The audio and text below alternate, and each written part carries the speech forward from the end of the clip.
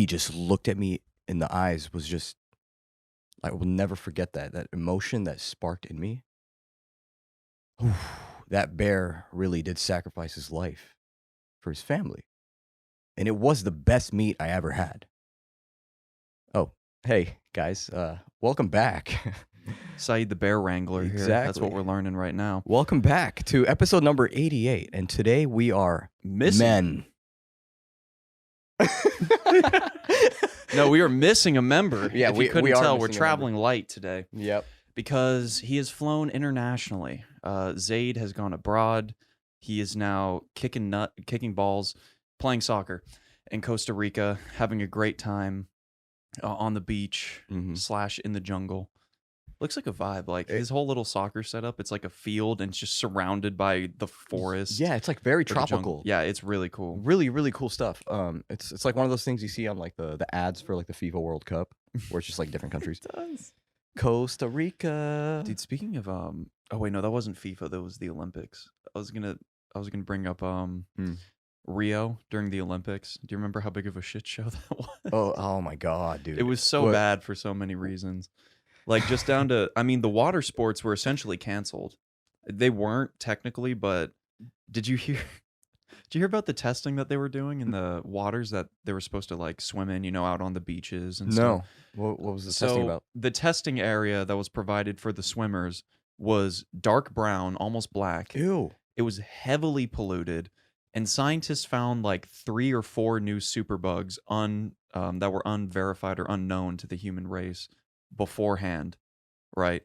So they show up, they find 4 or 5 of these like super serious bacteria that it's like it's not instant death, but it's like almost a guaranteed. Yeah. If you were to get it, or you're going to be really messed up the rest of your life. And they're like, "Oh, go ahead, hop in. It's all good." And they're like, "No, we're not doing." You're just gonna have an infection for the rest of your life. Yeah, seriously. Dude, skin disease. Can you imagine? Oh. I mean, they're swimming essentially in the sewer of Rio de Janeiro. Yeah, no, dude, not That's your not warm-up cool. spot. Could you imagine? You're like training your whole life to get to the Olympics, right? It's like 8 years old. I'm gonna be the best pole vault, or sorry, I'm gonna be the best 200-meter freestyle swimmer. Yeah, Nobody's gonna have shit on me. I will be by far the best. And then you're like training, and your time comes. You're like 24 in your prime, ready to go. And you get to Rio, you're like, "Oh my God, I'm in Brazil. It's so beautiful." Like there's I forget the name of the statue, but there's Jesus on the mountain looking over, and now we're no longer men. There we go. But Jesus looking over the city. Yeah. Rio has got all of its pros and cons when you're down by the beach, and especially in the Ipanema area as well. But then, like, you get there and you see all this beauty, and then they take you to your training facility. And it's just a fucking sewer, literally. I didn't know. The last thing I knew after passing the stages of almost giving up, but I continued training anyway. The years of sweat, tears, having people tell you you're not worth it, you're never gonna make it. And then you show up to a literal sewer with medical waste, human shit. Oh my God, dude. Garbage. I didn't know I'd be swimming in a freaking vessel of diarrhea today. Oh my God, those poor guys. Yeah. And even worse, did you hear about what happened with the favelas? No, but before that, did they fix it? Or No. They did not. You can't fix that. Okay, so did they change the location? I don't remember. That's actually a good question. Because I hope to God everyone just quit the Olympics. There's photos of swimmers in the water. Like, they're just swimming through this black, toxic spew next to the beach. Here, let me see if I can find it. Oh my God. If you could find that will make my day. Woo, that's funny. That was 2016, right? Those Olympics at Rio? Yeah, it was 2016. Yeah.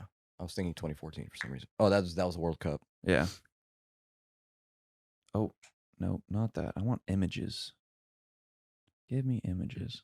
Images, please. Wait, swimmers practicing in the altitude type Rio Olympics ocean. So if you look up photos on your Mac, is it technically considered a image?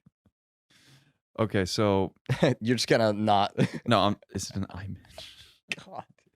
So here isn't a photo of the Olympic swimmers in the water, but this is the water that they were swimming in. Okay. So Or I'll show Saeed, and then maybe we could pop a picture up on the pod later. Okay. I see Do- this. Do you see that? Yeah, I do see that. The I'm water's- actually surprised that you can still see stuff inside the water, The but it water's is black. The water's black going to the shoreline.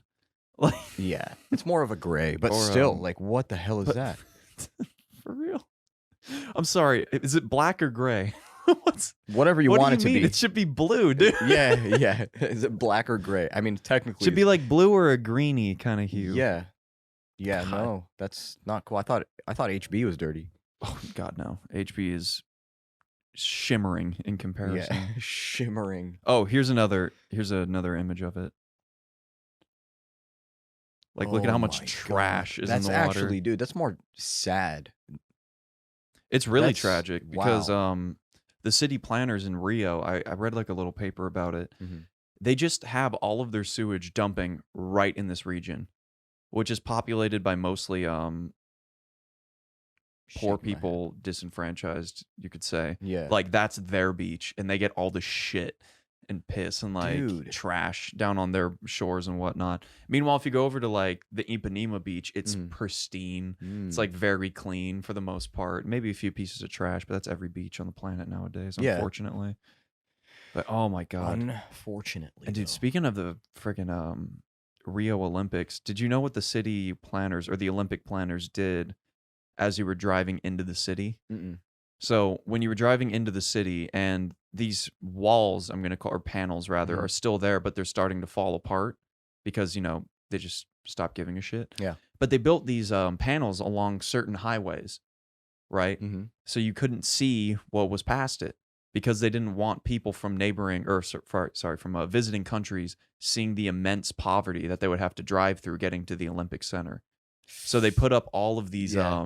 Like basically, panels along the highway so it would block your view of the favelas. But now, like, those panels are starting to fall off and shit. So there's like little gaps, and some tourists that are driving through are like, ew. oh my God. Wow. Like, they have no idea how bad the poverty is up there. Honey, It's, we gotta it's a fly war back. zone in the Yeah. favelas, like every night.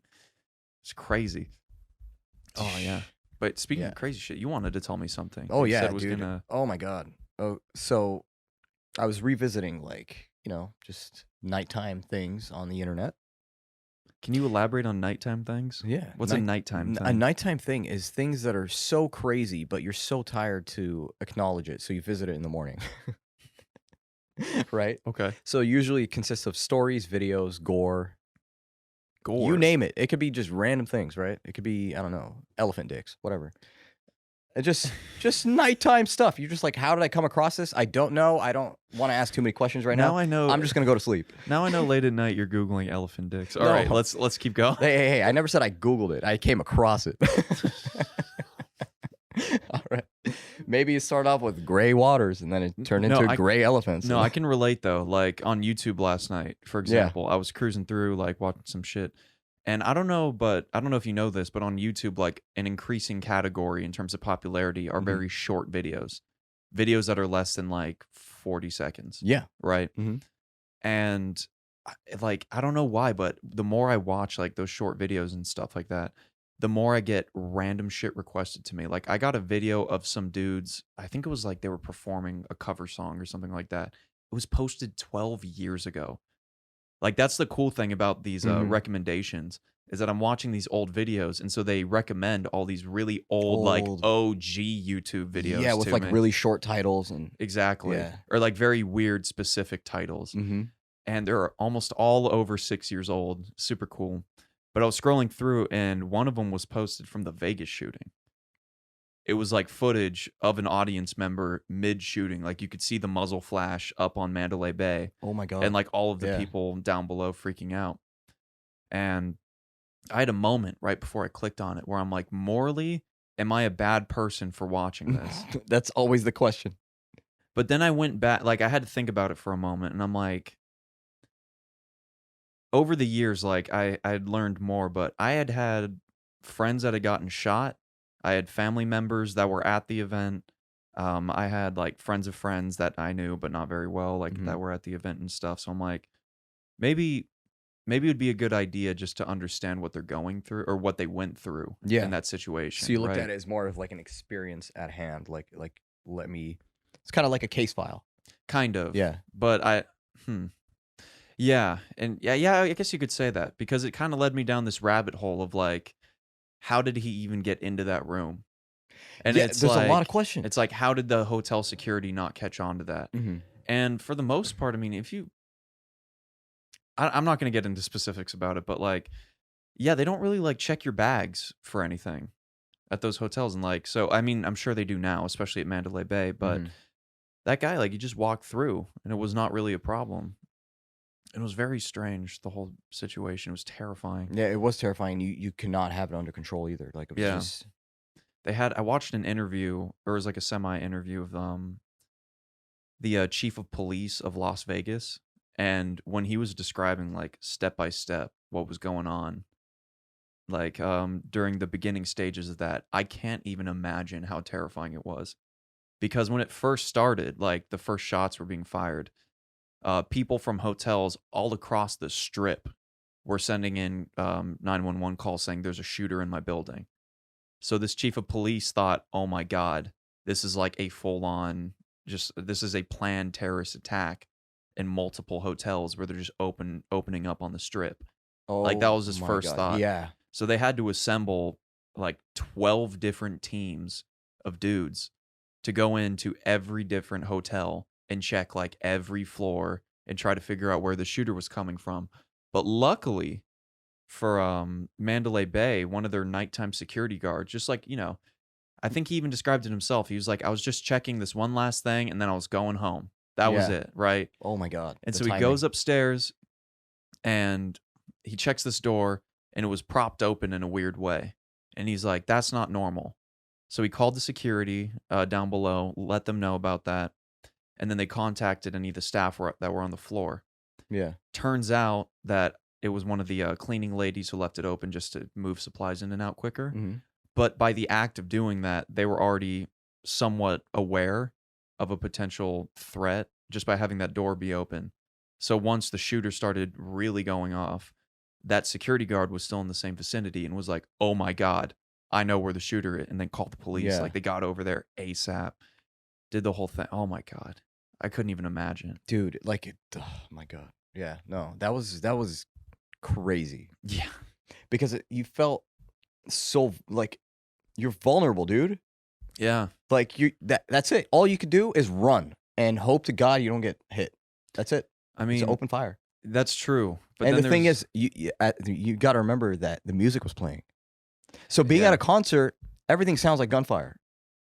everything's loud. Yeah. Let's put it like that. Like that. So Yeah. it's just kind of like imagine timing it with like a kick, where it's just like, doo, doo, doo, doo, doo, doo, doo, and then all of a sudden it's just like it won't But- end, and you're like, whoa, wait, that's a gun. But it was country though, so it's like Yeah. it's not as like, well, I mean, modern country is way more bass heavy than Yeah. like traditional, but still, what's really cool though are the like the heroes in that moment, right? Mhm. Like for example, The One people of that my- brought their trucks. yeah, those people, Those are clutch. Yeah. great people. Mhm. But there's this one guy that I think I've only met him once or twice. I'm better friends with his now wife or his wife's younger brother. But Mhm. this guy and his wife, right? Well, I'll just say my friend. They were at the concert and they were watching, gunshots start going off. They both hit the ground like immediately. He takes her down. He gets hit in the shoulder, like completely shattered his shoulder. Shoot. And I think she got grazed close to her spine or something like that. I don't remember exactly, but I just remember she was essentially incapacitated for the evening. And then during live gunfire, this dude is a savage. He picks her up with a shattered arm, picks her up, runs her over, like in active fire to safety, puts her down. Dude's bleeding out and is like, stay here. I'll be right back. I should have prefaced this story with saying they are both trained EMTs Okay. on their ways to being a paramedic, potentially doctors, nurse, something like that, Yeah. right? So they're trained in a way for situations like this. They're trained to help people that are in need, that are damaged Mhm. or injured. And so he goes back out under this fire and just starts dragging people out of this concert that have been hit That's or so whatever. And Yeah. he's a savage. And by the time the paramedics like were able to, safely get onto the scene, he almost died. He almost bled out like completely. And luckily he got to the hospital, or they both did. They were saved. They were fine, physically speaking. Mm-hmm. And it's just like all those people like that, to have that bravery to step in. Like, I can't do that shit. Yeah. But at the same time, you got to know how your body reacts to something like that. We don't know Yeah, because, that's true. you just have to be put in it. And I think there was a study done where it was majority of people actually, it's like the deer effect. The Deer in the headlights. Yeah, where you just like you're not really observing at this point, but you're just frozen. Like Frozen with fear. with yeah. fear. Yeah, and you don't know what to do, and there's just like a cue that tells you to like either get the hell out or start helping. And you just never know until you're in that situation. Let's hope no one's ever in that situation, because like Yeah, seriously. yeah, but dude, awesome for him. He's a hero. Yeah, honestly. he's a legitimate hero. Yeah, Like, straight up. Yeah, he did some crazy stuff, man. So, He put his life on the salute. line in more ways than one on that evening, which is Yeah, unreal. But sorry, that was a crazy tangent. that What- was sorry. So we were talking about pretty deep we too. were talking about internet things. Yeah. So I came across this. I started thinking, and I was like, what are some of the most dangerous jobs in the world? And then I started thinking, was it cave diving? Was it like, I don't know, electricity poles? You know? I think I know what you're. I think I have an idea of where Yeah. you're going, but And okay. then I saw this video, and it was recent. It was actually a cash delivery truck. You know, one of those. Like is it What- Securitas? It's like a. Yeah, the one of those no, like it's like- giant vaults on a truck. Like if you ever played GTA, Yeah. and you're trying to throw C4 at the back of that big armored truck to get cash, that's what he's yeah, talking it's an about. armored truck. There we go. That's what it is. And they were in transit to deliver cash. And luckily, well, actually not luckily, I think they have to drive in pairs. So No, they don't. They can drive alone. They could drive alone? Yeah. Okay. Well, luckily for him, he had another person with him. But they were driving standard. He was about to turn right. So he turns his signal on, and out of nowhere, you see a car from the back just come dive into his back tire. Ooh. And this guy just starts swerving. And he's like, shit. at this point, drifting and then making turns. And he's like, whoa, whoa. And so he starts hitting him back. While that's happening, Wait. you see 3 shots hit the bulletproof window right next to him. And this guy's like just rotating, going left, right. He's hitting other cars. He's trying to get out. He leaves the freeway, exits, turns a sharp right. Another car, I guess there was multiple cars that were following him and shooting at him. While he's doing this, he pulls out an M4. He tells his buddy, he's like, grab the gun. And this guy's like, whoa, what the hell, right? So he grabs it. And he's going right, left, going up curbs. The whole like camera is shaky, dude. It's This a is- live action scene. This is not what I was expecting. Yeah. So I'm like watching this video, and I tap on it, and I just look. I'm like, how much did I watch of this? I watched a minute. It's a 4-minute and 30-second video. Okay. This guy's like, he's dialing numbers. He's like, call this, call the dispatch, like do all this stuff while getting shot at. All of a sudden, you see more shots hit the freaking windshield, the other window, and this guy's still going at it. He eventually gets stuck. So I guess he goes up a curb where there's grass and stuff, and the tires just get stuck. Oh god. And he's like, oh my God. All right, dispatch, blah, blah, blah. He just like, before he does anything, he just like takes a moment, and then he opens the door, grabs the gun, the video ends. And I'm like, dude, that was the most intense 4 minutes I've ever seen in my life. Oh my god. The way that guy handled it was so boss. Dude, it was the most manly shit. You know what? That was the most manly shit I have ever seen, dude. You know what it reminds me of though? Like that scene in Flight with Denzel where the plane's going down and he's just 100% calm the whole Yeah. time. You got to be like that. You're I just would like, imagine, you're like, right? yeah, this happens all the time almost. Like, you're just like the handler of all handlers. Because it's like if you're in that moment and you start freaking out, what's that going to do for you? nothing. It's So going you to mess just- you up, if anything. Yeah, so you just got to be like that dude. Just Yeah. straight as an arrow. Yeah. You see what the objective is, Mhm. and there's just there's steps that you have to take to get there. Mm-hmm. And don't stray from that path, or else it's gonna fall really quickly, right? Full acceptance mode. I'm either gonna die, or we're gonna take this guy down. Yeah. That's it. Yeah, That's savage. yeah. I love that. I love that energy, man. Dude, I thought you were gonna talk. what were you gonna, what I were thought you were gonna thinking? talk Yeah. about like drilling on an offshore oil rig, or like, do you know those Deadliest Catch guys, the crab fishermen up in Alaska? Yeah. Like those dudes, they see some crazy shit. Like, could you imagine being on a boat? They're usually like 80 to 120-ish feet long. Yeah. And then you're going up against waves that are like 60 to 80 feet. Not for me. Yeah. Dude. Like I've been on a 24-foot boat going through 12 to 16-foot seas. Yeah. I would not wish that upon anybody. Yeah. No, Like man. that, it's just such a shitty experience. Like, Yeah. because that boat going up in those seas that I was on, it went vertical and started tilting back at certain points. And like, if that captain and the co-captain didn't know what they were doing, I would have capsized off probably like 2.5 miles off the coast of Hawaii. Basically in shark-infested waters. a horrifying death. Tigers and makos all around. You're like, oh, this is Mhm. gonna be bad. Dude, the waters are just scary in general. Yeah. There's a Definitely. guy that went actually diving not too long ago. He made it viral on the internet because he actually survived when he wasn't supposed to survive. To be honest, the condition he was in. Really? Well, what do you mean he wasn't supposed to survive? Okay, so he went deep sea diving, right, with a group of 4 people. Do you they came in a remember how boat. deep? I do not remember. Okay, I'm but just curious. I remember like the video being really on the darker side, so I have to assume that it's pretty deep in there. So maybe like, would you say over 100? No, I'd say probably a little bit over 40 feet. Oh, okay, Yeah. got you. But yeah, everything was going good. They were spreading apart at certain points, and it got to the point where he was exploring on his own, taking photographs, things like that, and basically, eventually lost the path, lost his friends, has no idea what direction he's going or what's going on. You got to remember that he's an average dude. You know, he goes diving, but he's Yeah. not like He's not a pro. He's not. Yeah, he's not. He doesn't have all the gear. You know, he's not. No, a he pro. probably has all the gear. It's just that he doesn't. You know, there's certain circumstances or situations. Yeah, where or it's like he's not used to the routine of like checking the compass or like checking like Okay, where gotcha. you are. You know what I mean? Mhm. But basically, lost his friends. The sun was going down.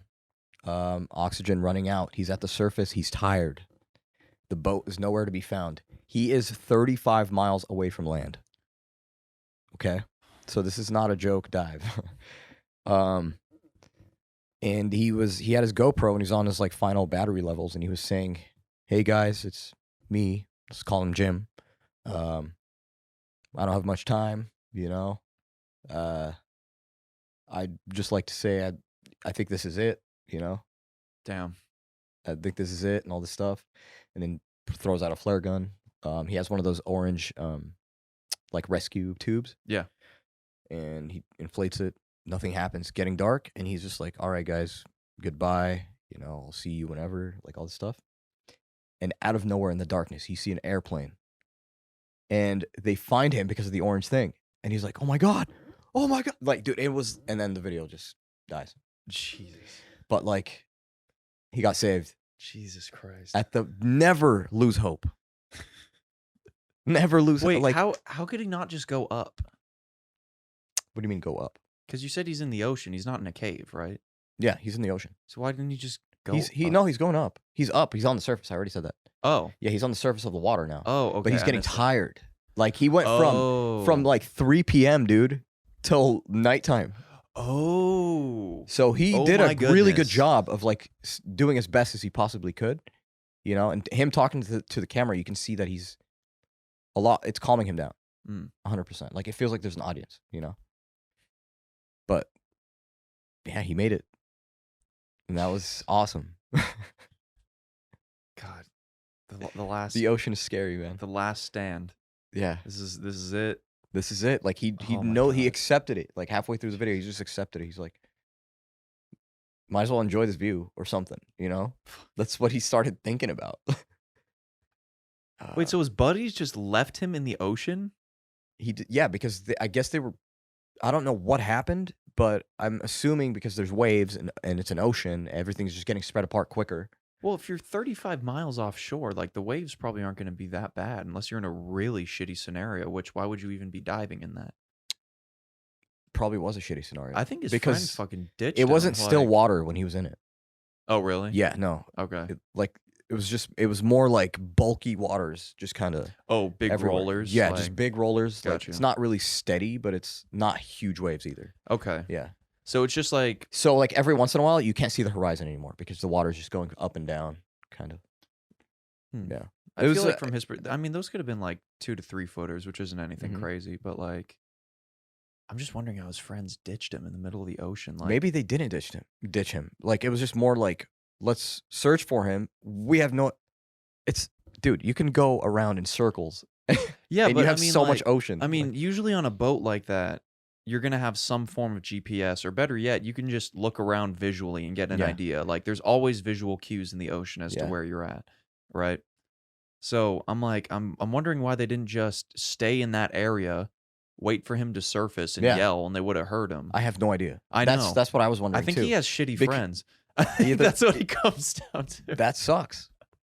That sucks. I That's don't what know. You know, like you win some, you lose some, dude. when you're out on the ocean, there's a whole bunch of weird stuff that can happen. So Yeah. I'm not gonna say they're shitty friends. So it was maybe like outright, they but, were like- freaking out, he was freaking out. You know, maybe he was still diving and then they already finished. I don't know. Like you'll never know the situation, Yeah. but if that's the case, they're not Maybe- even friends. I mean, maybe he's also an idiot. Maybe he just really. that's what I'm saying. Yeah, that's also yeah, a possibility. That is a possibility. You're Maybe right. he just strayed away from the group because he's like, "Oh, look at that pretty fish," and then followed it for like 20 minutes, Yeah. and he's like, "Oh shit!" and then surfaced, boat's gone.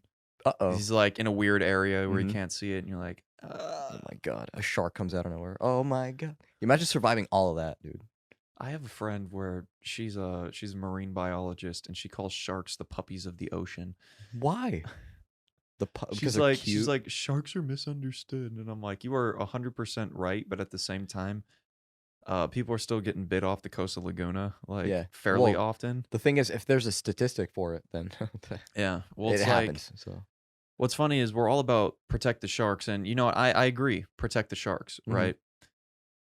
But down here, like in Southern California, right, we're lucky enough to have beautiful coastlines that people like to go swim and enjoy. yeah. And for the past like 40 to 50 years, there really hasn't been that much in terms of shark conservation that's been going on. So their levels essentially dwindled down to nothing Yeah. around the coastline. They were more out in the ocean.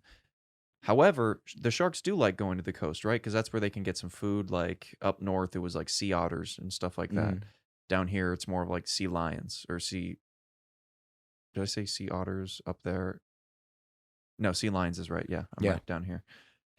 And well, since we're not allowed to kill them anymore, which is a good thing, their populations are regrowing, which is bad for all the beachgoers because they want to go swim. There's a great white right there. Yeah. No one's gonna go in the water. Look at that hors d'oeuvre right there, dude. That hour dare. Yeah, yes, sir. Yeah, no, but like, She kind of has a point though, because she does. sharks don't usually go out of their way to bite you. Yeah. And like if they do, it's more of like a sample bite. Mhm. Like it's very rare that they're just gonna go in and chomp, like Yeah. take a full bite out of you. Ah. Yeah, but I would be mad at the Japanese fish industry. That's what I would. Be Oh mad yeah, at, you dude. should definitely get mad at the Japanese Yeah, fishing dude. industry. Like, imagine you're just like fishing for bass. You're like, or tuna, right? La la la la la. You catch 3 accidental sharks. Why cut off their fins? Why? shark fin soup, Yeah, but it has literally no benefit. 0. Literally none. And and apparently it tastes horrible. Like it's not even that great Yeah. of a soup. Even the texture. Yeah. It's just like It's a status thing. it's a status thing, and I guess. But like, do you see? It's so bad for the ocean, man. Oh, of course. You're just I basically mean, killing the shark, or but how you're just about- taking. Let's talk about this. Yeah. Right. If you really want to get mad at something, listen to how ridiculous our government is, or I'm at down. least our I'm down to get mad. fish and game. What is that? The fish and game board or whatever. So if you're a private fisherman, Mhm. right? Like you do not work for an industry, you don't have a commercial fishing boat. You're just like, I'm a guy who's got a 15-foot boat, whatever. I go out in the ocean and I fish. Yeah. That's cool, right? You're only allowed to catch fish within a certain parameter. Like they can't be under a certain weight. They have to be a specific length. They have to do blah, blah X, Y, and Z, right? Mm-hmm. And I think you're only allowed to catch, like, if it's bluefin, I think it's like one or two, something like that, Yeah. right? However, these commercial fishermen, they come on onto our coastlines, catch fucking everything, like with little to no impunity Mm-hmm. as to what they're actually doing, right? And then they just leave. So they ravage our oceans. They catch an insane amount of bycatch in the process, right? Yeah. So not only are they taking away the bluefin, which, by the way, at least according to Seaspiracy, their population globally has dropped 99%, which is insanity. That means within less than 10 years, they will not be a thing anymore Oh my God. if we continue the current practices. But Yeah. why is it that those industries are allowed to catch an insane amount of bluefin and the bycatch, which takes away from other things that we would normally catch, and animals you're not even allowed to catch? Yeah. You're basically making things go extinct accidentally. Yeah. And it's like, why are they allowed to do that shit? They're not. It's still illegal. But they do it anyway. But they do it anyways. Yeah. That's the problem. Well, that's what I say with little to no impunity, because when they get caught doing it, the fines aren't usually that insane. Yeah. They're so minimal that the businesses are like, they put on a face, they're like, I'm so sorry. Yeah. I didn't mean to kill those 4,500 dolphin in one Yeah. fell swoop. I'll avoid it next time. And then meanwhile, they pay the fine and they're like, yeah, in the process, we made 100 to 2,000 times whatever we just paid for that fine Mm-hmm. in terms of revenue. So it's like, who gives a shit, right? Yeah. It's ridiculous. We'll pay the fines. Yeah, but and it's I mean- because we're a multi-billion-dollar industry. That's why. Yeah, even government agencies like Japan has loosened their stance on whaling again. Like as of 5 or 6 years ago, they're like, yeah, you can go out and kill those whales again. We don't care, right? Have you watched footage of it? Yes. It's disturbing. It's like literally, man. It's disturbing, and the fact that any form of documentation, they will literally yell at you and tell you get the hell out of there and bring the authorities. oh, they'll shoot you. Like whale, I don't know if you remember Whale Wars, but there was a couple of episodes where that guy, when he was interfering with Japanese ships, they brought out rifles. Like My they were God, you do not want to mess with that. Yeah. No, you do not. Because something I'm really glad the Seaspiracy documentary showed was that it's not just government intervention. Well, I mean, it's a lot of government intervention, but it's also intervention on behalf of organized crime, especially in Japan, Yeah. because the fishing industry is a multi-billion-dollar business, right? Mm-hmm. And since, as far as I'm aware, gambling outside of the terms of like video games, right? Like I think poker and stuff like that might be illegal in Japan, except for maybe specific areas. I'm not Yeah. 100% sure. But their main source of revenue, like for someone like a Yakuza, could hypothetically be the fishing industry. Because quite frankly, who's going to keep charge of all those expenses, all of those little nitty bitty things that are going through? And it's an excellent way to launder money. Yeah. Similar to how the narcos in Mexico own a huge amount of resorts along the coast. So when you go to those coasts, right, and you see Mhm. those dudes with AKs, they're standing on the beaches trying to protect everybody. A lot of that is cartel owned. So it's like you're drinking margaritas on the beach safely on behalf of the narcos. Oh my God. That's so funny. And I hate to say it, but they like a lot has branched out into California too. Oh, wildly. And so same with Texas, New Yeah. Mexico, Arizona. So don't be surprised when you see those like new fancy apartment buildings that look like villages. You'd be like, wow, this city's broke, but like, how the hell is this beautiful apartment building here? Wonder on operation. Gee, I wonder why. See? You don't say. Yeah. Yeah. I don't know. There's a lot of crazy shit going on. Yeah. Where it's like, I mean, just us talking about it, like, we're not going to do anything. Yeah. You know, like, we're not going to fix these problems. Because it's like, what are we going to do? Tell the Japanese government to stop whaling? He's like, yeah, one of your most profitable industries that generates like tens of thousands of jobs for people. I would argue the most profitable. I don't know. Does automotive do better? That's the question. Honda, Well, Toyota, yeah, I know. Suzuki, I'm just trying to think about Yamaha. Yeah, probably about the same too. I don't know. What's That'd be a good. I what think that's a is good guess for me. what is Japan's biggest industry? Ah ha ha ha! Glass. Oh, Not yeah, kidding. of course. Sorry, I What is didn't it? even think about that. But it's Consumer electronics, bongs. computers. Why? What'd you say? Bongs. What? This is Japan's. They skip Toyota and. No, it's Yeah. automobiles, consumer electronics, computers, semiconductors, iron and steel, Wow. which would make sense. Okay. Yeah, that does make sense still. Yeah. But it doesn't mean it's at a low rate. Oh Dude, God, no. it's still No. very, very profitable. It's still an $80+ billion business Yeah. or industry for fishing. Well, yeah, I don't believe we have the power to even begin to take them down, dude. Yeah. Because just barely even confronting them is already an issue. Yeah. It's already difficult. Well, you know what? You're right, because especially in that Seaspiracy, the guy went to the fish market or the fish ports just to see where the fish was being processed before it goes to the markets. And that guy, like, he got called up. There was security involved. I think the police came eventually. Like, He had to just, dude, he was standing in a tree at one point. Like in a tree, his 3,000 millimeter lens, he was probably like 3 miles away from the location. yeah, And he's still standing in a tree with a telescopic lens, just telescopic. telescopic. Yeah. But yeah, just crazy. He went through crazy crap just He to did. He get went that through a lot footage of for crazy us. stuff. Yeah. But Shout out to Ollie from Seaspiracy, man. Yeah, shout out to that guy.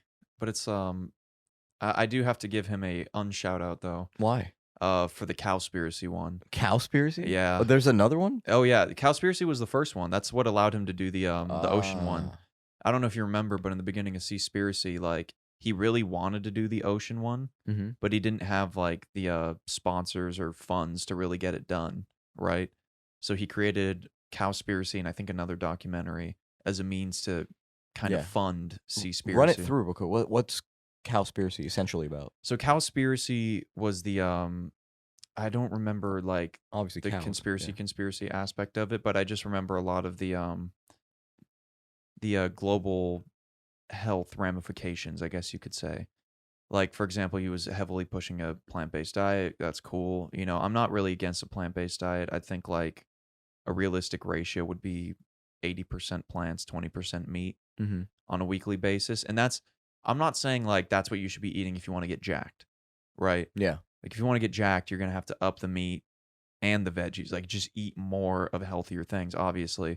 And not every plan works for everybody the same, right? Some people need more meat. Some people can't even have vegetables. Some people can't even have meat, right? So It's different. Yeah. but I think in general, for most people, like 80% vegetables, 20% meat, that's a good approach for losing weight, living a little bit more healthily, getting all those vitamins, nutrients that you need within you. If Zaid were here, he'd greatly disagree with me. He's like a pure carnivore guy. Nope. I can disagree for him. Nope. I disagree. But the thing that bothered me the most was, and I actually used to believe this until I watched a video that had much more current research and people within the actual fields discussing greenhouse emissions, CO2 levels, stuff like that. And I think in the video, he was saying that cows emit like, it was 40 or 50% of America's annual greenhouse gas emissions, right? It was cow burps and cow farts. And I believed that, right?